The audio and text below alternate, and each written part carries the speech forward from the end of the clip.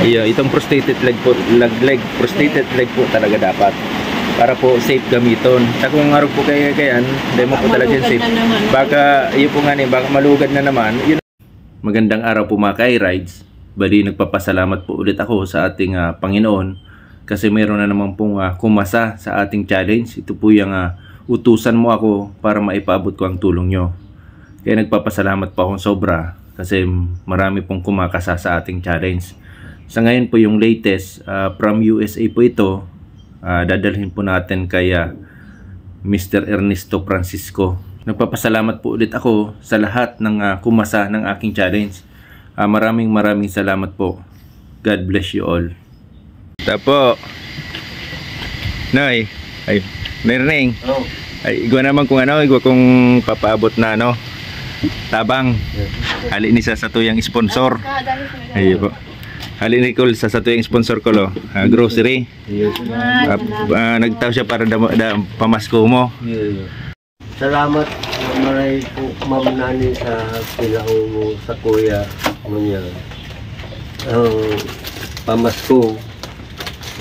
Kaya sa pula ang kuyang kaugman sa indong tinabang, sa indong pamilya nindo.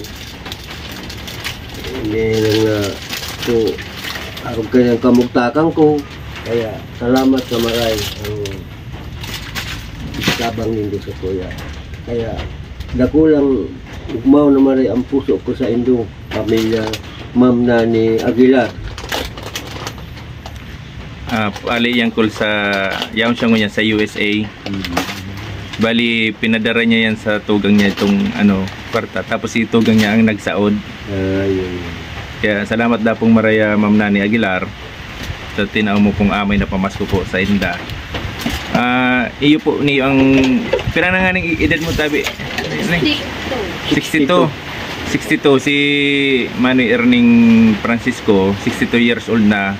Bali yan naputulan po siya ng bitis dahil sa ano yan nga Nicole, kausa ka yan? Diabetic. Dahil sa diabetic. Ang pinuunan kayan garo sadit lang na lugad. Oo, sa tapos lapat. Hanggang sa pinutol na po dahil na garo dahil na mabulong. Para dahil na dapo magkalat ang infeksyon sa masakat pa. Para dahil na dapo magkalat ang infeksyon. Nag-decide na putulon na po ang disease. Ayun po. Kaya nag-decide na po ang doktor na putulon ang disease. Ayun po. Sa ngunyan po, para makalakaw siya, nag-ibo po siya ng improvise na bitis. Itong ang gamit po ng PVC yan PVC po ginamit niya. Kasi kaya ang dati niya pong trabaho, dati po niya yung naglalata, tapos nagwi-welding. Kaya medyo tatawa man po siya mga araw kani. Yung po nga na yan, PVC, pigibuhan niyang paraan para lang po makalakaw siya. Kaso dahil mo po ni safe gamiton, kumbaga iyo po, temporary lang po niyo. Yung nga na yan, kumbaga para makalakaw lang. Sa mga sa mga makahiling po kaning video na araw po kaniyo, baka igwa po kamong araw kaniyo na or igwa po kamong bistado na pwede pong makatabang ki Manoy Erning. Message nyo lang po ako para po may paabot na po ang tabang po sa inda. Kaya po talagang maray ni Uncle itong anong po nga ni kayan? Bitis na araw kayan? Prosthetic leg. Iyo, prosthetic leg. Iyo para po makatrabaho pa man siya sa uma ay iyo, para man po makaabot makatrabaho pa man po sa uma. Tapos kumbaga maghanap buhay. Hanap buhay pa daw may diferensya. Iyo, na may diferensya na. Dahil yan po dahil ka-safe yung gamiton ginibo niya. Kaya po niya po talaga itong tama po talaga na itong kumbaga ali po sa po nga ni apod yan? Prosthetic. Iyo, itong prosthetic leg po, prosthetic leg po talaga dapat. Para po safe gamiton. Sa kung araw po kayan, hindi mo po talaga safe.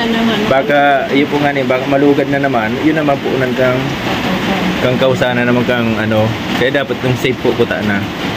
Para nga po makahanap buhay mangyari siya, maka-welding, tapos makabisita po sa uma. Tayo pang hanap buhay niya. Nani Aguilar, salamat po sa maagang pamasko handog nindo sa Muya. Kayo po na po salamat sa buong ninyong pamilya. At kami maugmang sa taonan ng regalo po inyo. Salamat po at natulaman na salamat sa agong. Salamat na maray sa inyo. Mag-abo. Salamat po. Salamat po. Sige po, salamat po taray Ma'am Nani. God bless you po.